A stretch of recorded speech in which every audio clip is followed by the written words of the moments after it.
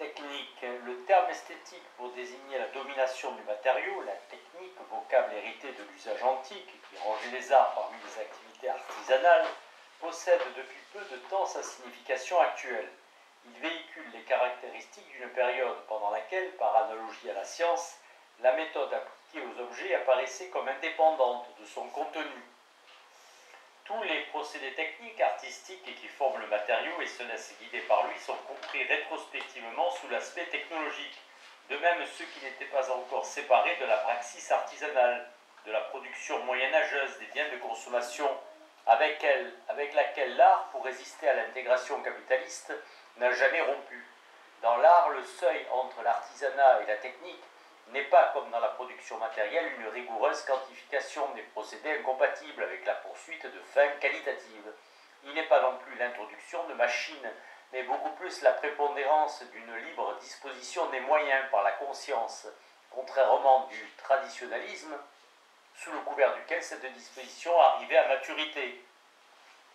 Face au contenu, l'aspect technique n'est qu'un aspect parmi d'autres. Il n'existe pas d'œuvre qui ne soit rien que la totalité de leur moment technique.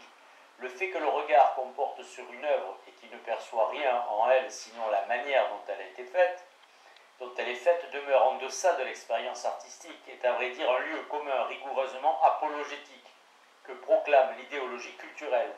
Il possède néanmoins quelque chose de vrai par rapport au prosaïsme lorsque celui-ci est abandonné. La technique est cependant constitutive pour l'art, parce qu'elle résume que toute œuvre d'art est faite par des hommes et que son aspect artistique est leur produit. Il faut distinguer la technique et le contenu.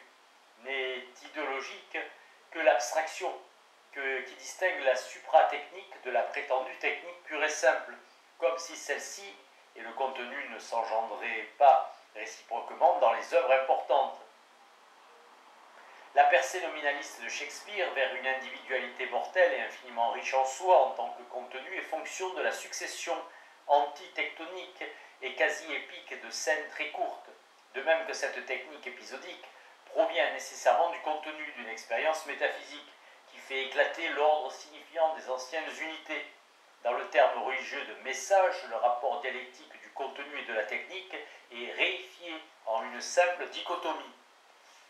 La technique possède un caractère de clé pour la connaissance de l'art. Elle seule conduit la réflexion à l'intérieur des œuvres. Elle ne possède évidemment que celui qui parle leur langage, parce que le contenu n'est pas un élément fabriqué par l'homme. La technique n'embrasse pas la totalité de l'art. Il faut extrapoler ce contenu à partir seulement de sa seule concrétion. La technique est la figure déterminable de l'énigme dans les œuvres d'art, figure à la fois rationnelle et abstraite. Elle autorise le jugement dans la zone de ce qui est dépourvu de jugement. Certes, les problèmes techniques des œuvres d'art se compliquent à l'infini et ne peuvent être résolus par une formule, mais on peut en principe les résoudre de manière immanente. Par le degré de logique des œuvres, la technique confère encore celui de leur suspension. Il paierait à la coutume vulgaire de l'éliminer.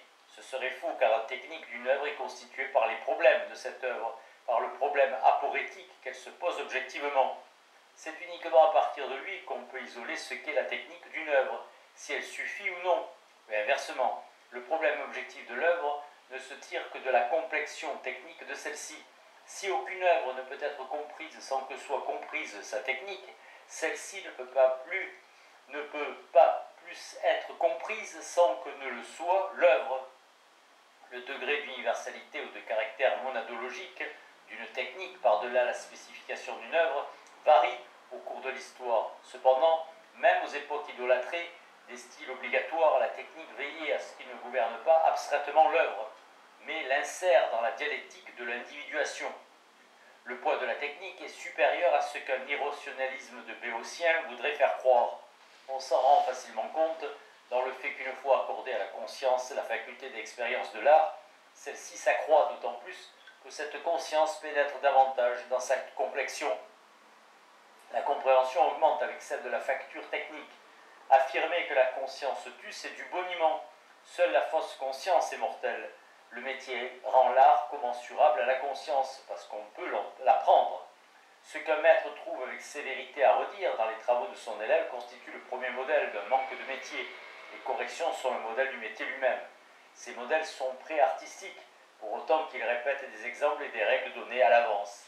En comparant les moyens techniques employés avec la chose visée, ces modèles font avancer, à un stade primitif que dépasse rarement à vrai dire le cours de composition traditionnel, le maître désapprouvera les quintes parallèles et proposera à leur place de meilleures conduites des voies. S'il n'est pas pédant, il démontrera à l'élève que les quintes parallèles sont légitimes, comme un moyen artistique précis pour obtenir, comme chez Debussy, certains effets voulus, et qu'en réalité l'interdiction perd son sens en dehors du système total. Le métier abandonne sa forme séparable et limitée. L'œil expérimenté qui survole une partition ou un dessin s'assure presque mimétiquement et avant toute analyse que l'objet d'art révèle le métier, qui lui confère son niveau formel. Mais on ne doit pas s'en tenir là, il est nécessaire de rendre compte du métier qui se présente en premier lieu, comme un souffle, une aura des œuvres, en contradiction singulière avec la conception que se font les dilettantes du pouvoir artistique. Un moment auratique qui, de manière apparemment paradoxale, s'associe au métier et le souvenir de la main qui, tendrement et presque caressante, frôle les contours de l'œuvre et, tout en l'articulant, en adoucit en même temps la forme. L'analyse rend un tel compte et elle-même fait partie du métier. Face à la fonction synthétisante des œuvres d'art, que tout le monde connaît, le moment analytique est étrangement négligé. Il représente le pôle inverse de la synthèse et joue son rôle dans l'économie des éléments à partir desquels l'œuvre s'organise. Il est objectivement aussi inhérent à l'œuvre d'art que l'est la synthèse. Le chef d'orchestre qui analyse une œuvre pour l'exécuter adéquatement, au lieu de la mimer, reproduit une condition de la possibilité de l'œuvre elle-même. L'analyse doit atteindre les indices qui traduisent une conception supérieure du métier. En musique, par exemple, le flux d'un morceau si bien qu'il n'est pas pensé en fonction de mesures isolées, mais en les dépassant, qu'il est conçu en fonction des courbes du mouvement, ou bien que les impulsions sont poussées plus loin, qu'elles se poursuivent au lieu de se figer en juxtaposition. Cette mobilité du concept de technique constitue l'authentique gradus ad parnassum. Cela ne devient évident que dans une casuistique esthétique. Lorsqu'Alban Berg répondit non quand on lui demanda naïvement si Strauss on ne pouvait pas tout au moins admirer la technique. Il visait le caractère non obligatoire de la méthode straussienne qui calcule avec circonspection une suite d'effets, sans que sur le plan purement musical, l'une provienne de l'autre ou soit exigée par elle. Cette critique technique d'œuvre hautement technique ignore naturellement une conception que définit en permanence le principe de la surprise et transpose directement son unité dans la suspension irrationaliste de ce que la tradition du style obligatoire appelait la logique et l'unité.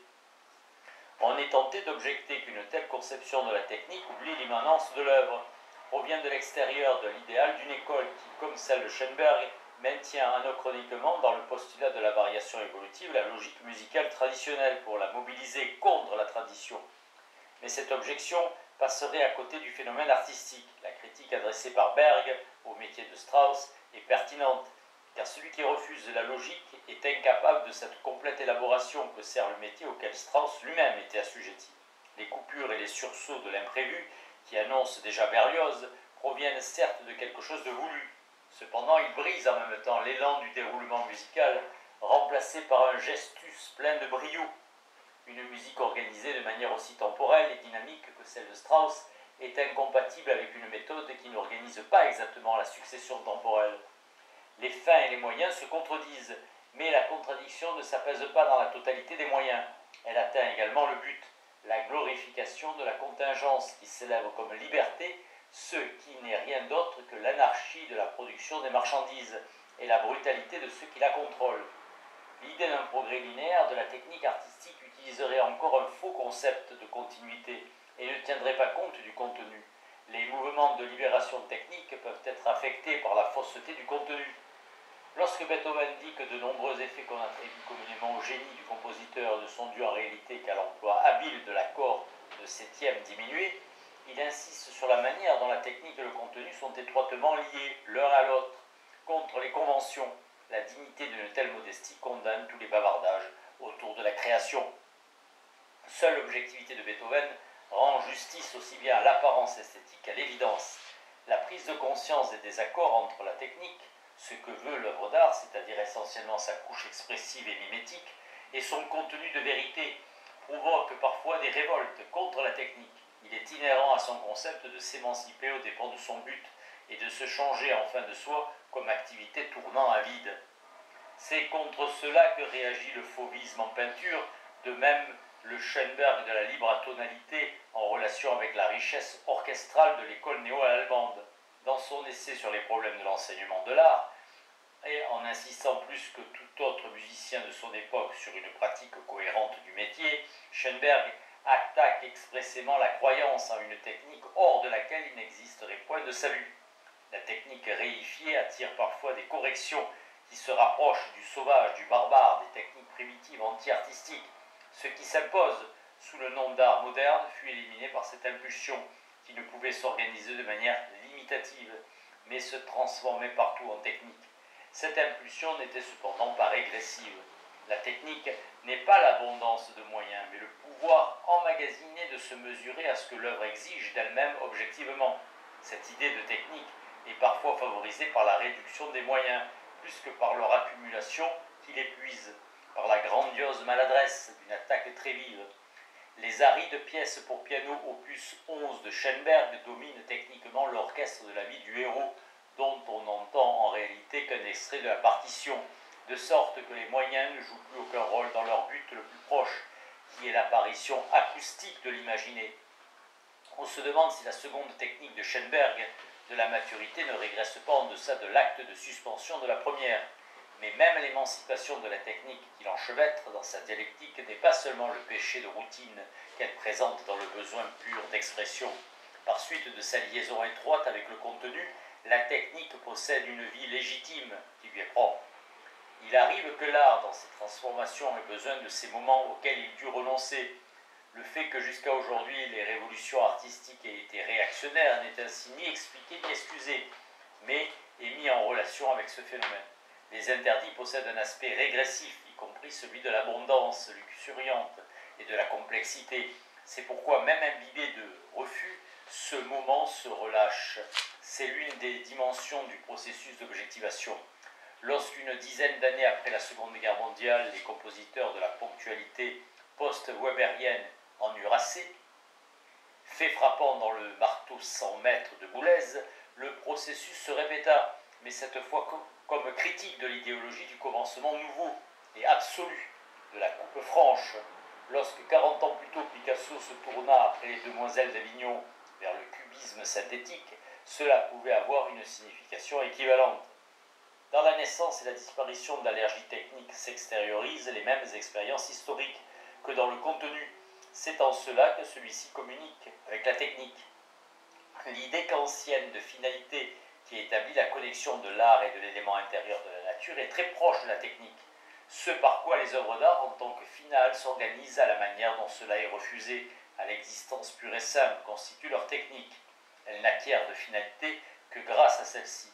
L'insistance sur la technique dans l'art déconcerte le pédant à cause de sa simplicité. On décèle par trop en elle cette origine de la pratique prosaïque dont l'art a horreur. Celui-ci n'est jamais tant complice des illusions que dans l'aspect irréductiblement technique de son pouvoir enchanteur, car ce n'est que par la technique, médium de sa cristallisation, que l'art s'éloigne de ce prosaïsme. Il fait en sorte que l'œuvre d'art soit plus qu'un agglomérat de ce qui existe en fait, et ce plus constitue son contenu. L'art a l'air industriel. Dans le langage artistique, des expressions comme technique, métier, artisanat sont synonymes. On souligne ainsi cet aspect artisanal anachronique qui n'a pas échappé au mélancolique Paul Valéry, lequel ajoute à cet aspect un élément idyllique à une époque où aucune vérité ne peut plus se permettre d'être innocente. Cependant, lorsque l'art autonome absorba sérieusement les procédés techniques industriels, ceux-ci restèrent extérieurs. La reproductibilité massive n'est pas devenue sa loi formelle immanente, à la manière dont l'identification avec l'agresseur se plaît à l'affirmer. Même dans la technique cinématographique, les aspects industriels et artisanaux sur le plan esthétique divergent sous la pression sociale et économique.